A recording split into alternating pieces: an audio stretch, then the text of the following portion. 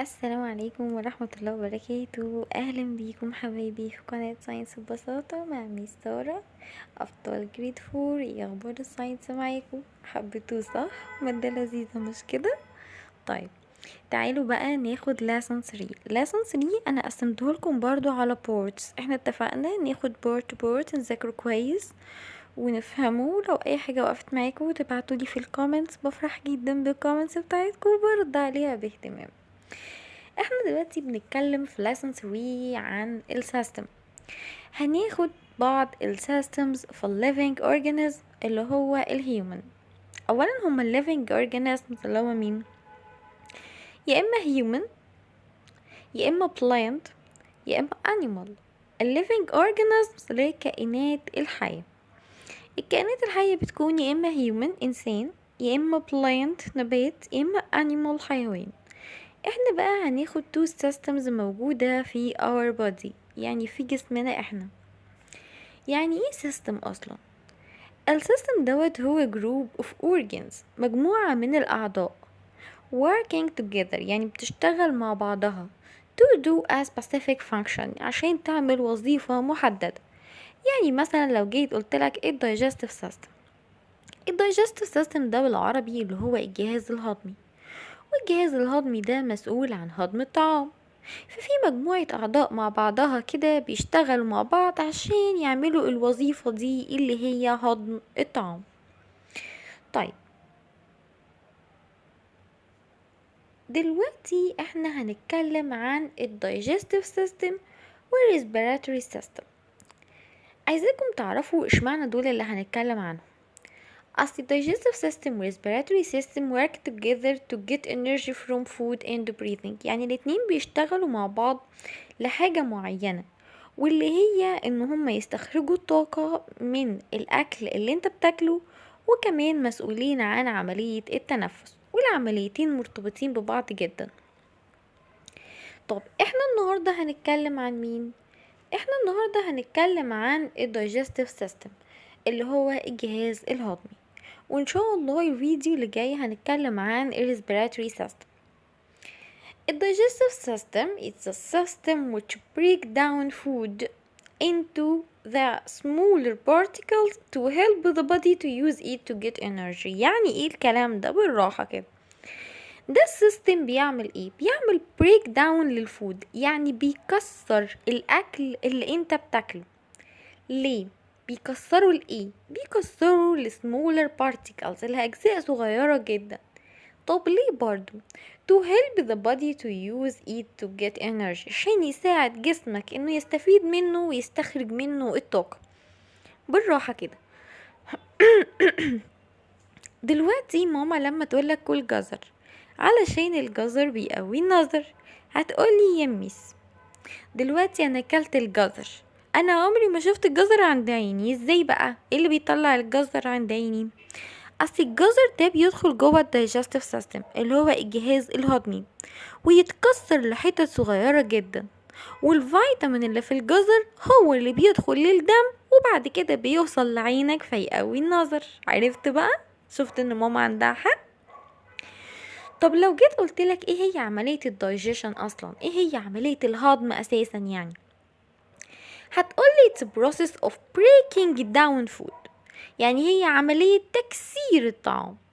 يبقى لما اجي اقولك الفرق ما بين الدايجستيف سيستم والريسبيراتوري سيستم، الديفينيشن بتاع الدايجستيف سيستم او تعريف الدايجستيف سيستم هو السيستم. بص it is the system break down food. التانية تعرفها it is a process of breaking down food، عملية تكسير الايه؟ الطعام. ايه هي بقى الاورجنز بتاعت الدايجستيف سيستم؟ اعضاء الجهاز الهضمي. اول حاجة كده الماوث. الماوث هتقولي يا ميس هو الماوث ده عضو يعني بيحصل فيه هضم للطعام، ولا مجرد ان انا بدخل فيه الاكل وبس؟ لا، ده عملية الدايجيشن بتحصل معظمها في الماوث بتاعك على فكرة. يعني مثلا بتاكل حاجة فيها نشويات زي الرز والعيش والمكرونة، الحاجات دي في جزء منها كبير جدا بيتهضم في الماوث. فالماوث بتاعك دوت مهم جدا، وبيجي هنا سؤال مهم قوي يقول the digestion process، عملية الهضم starts from، بتبدأ من الايه؟ الماوث، بتبدأ بالفم. اوكي، وبعد كده عندنا الفرنكس، وبعد كده الاسوفيجس، بعد كده الستومك، بعد كده small intestine، large intestine، وبعد كده الانس اللي هو فتحة الشرج. واحدة واحدة كده نتكلم عن أورجن ونشوف فايدته. أول حاجة عندنا الماوث. الماوث ده عنده التيث، والتيث دي بتعمل ايه؟ بتعمل شغل الفود، يعني بتهضم الطعام، سوري، بتكسر او بتقطع الطعام، بتمضغ الطعام. غير كده كمان عندنا السلايفا، والسلايفا دي اللي هي المية اللي جوه بقك، اللي هو ريقك، اللعاب بتاعك، ودي بتخلي الفود easy to break down، بتخلي الطعام سهل جدا ان هو يتكسر. وكمان عندنا التونج دوت اللي هو اللسان، ودوت mix food with saliva، يعني هو اللي بيخلط الفود مع السلايفا دي. اوكي، تاني حاجة عندنا الاسوفيجس، والاسوفيجس دي هي ماسكولار تيوب. يعني ايه ماسكولار تيوب؟ يعني انبوبة عضلية. يعني ايه عضلية؟ ايه الفرق ما بين العضلات والعظم؟ العضلات اللي هو اللحم بتاعك، والعظم اللي هو العظم بيكون انشف شوية. طب ليه هي مش عظم؟ ما هي لو عظم وانت اكلت في مثلا حاجة مثلا وغصب عنك بلعت حاجة كبيرة شوية ولا حاجة، هتتكسر، صح؟ فمن نعمة ربنا علينا ان هي ماسكولر، عضل، يعني بيتمدد وينقبض. بتعمل ايه بقى الاسوفيكس دي؟ بتعمل ترانسفير للفود من الثروت اللي هو الفرنكس، اللي هو الحنجرة بتاعتك، بتنقله توصله للستومك. يعني هي بتنقله، هو دخل في الماوس، بعدين يدخل على الفرنكس، بعد كده ينزل بقى ثروت انبوبة طويلة كده لحد لما يوصل للستومك. طيب ايه اللي بيحصل بقى جوه الستومك؟ الستومك هي كمان ماسكولار اورجن.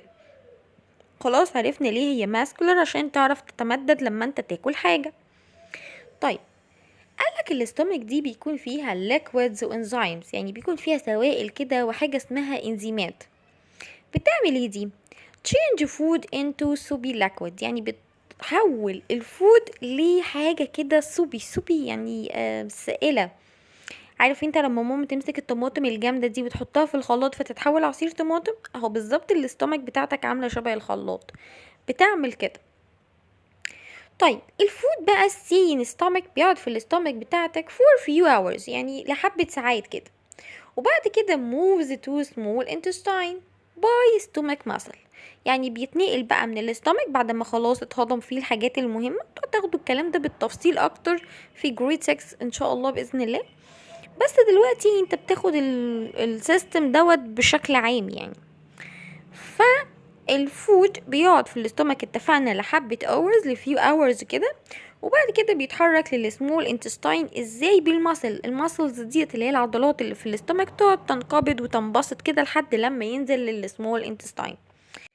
نيجي بعد كده للسمول انتستاين. السمول انتستاين دي طولها 6 متر، هي البتاعه اللي انا مشاورلك عليها في النص دي، هي عباره عن تيوب كده وبتكون ملفوفه على بعضها، يعني انبوبه لفه كده على بعضها.